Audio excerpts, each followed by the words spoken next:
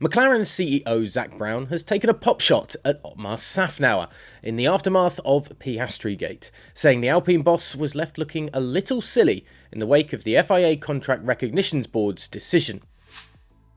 Szafnauer was very vocal with how he thought the situation with young Australian driver Oscar Piastri and McLaren and Alpine was going to play out, giving away details of what had gone on behind the scenes at Alpine in the build-up to the contract complications, while Brown and McLaren team principal Andreas Seidel remained pretty quiet on the issue.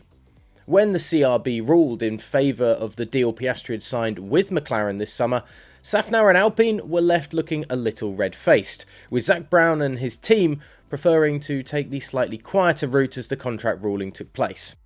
If you look at all of the comments by Otmar, he was giving a little play-by-play of this CRB and how confident they were, and now I think he looks a little silly, said Brown.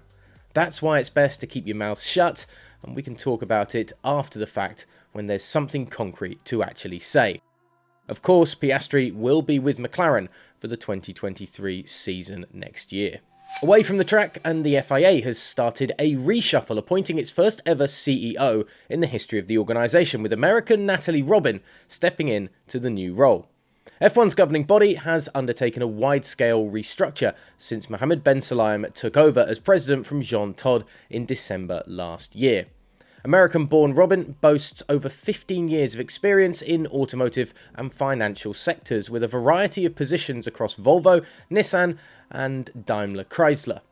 She will be responsible for the successful operation and financial performance of an integrated and aligned FIA administration, while also developing new commercial growth plans to increase the governing body's revenue streams as the FIA continues to push and open up new markets around the world and become even more of a global sport and have a bigger global footprint.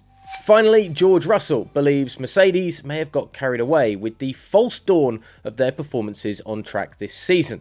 After a rough start to the year, races at Silverstone and the Circuit de Catalunya in Barcelona appeared to give hope that the Silver Arrows could potentially compete with Red Bull at the top of the grid. But, looking back, Russell thinks that perhaps the team was a little too eager to see the gains as a long-term success, rather than looking at them in the short term at tracks that Mercedes tend to perform well at. "You learn a lot from all these setbacks," began Russell. "We maybe got slightly carried away with Silverstone and Barcelona being circuits that Mercedes are typically very strong at, historically speaking, but every race that goes by, we as a team understand the locations much better.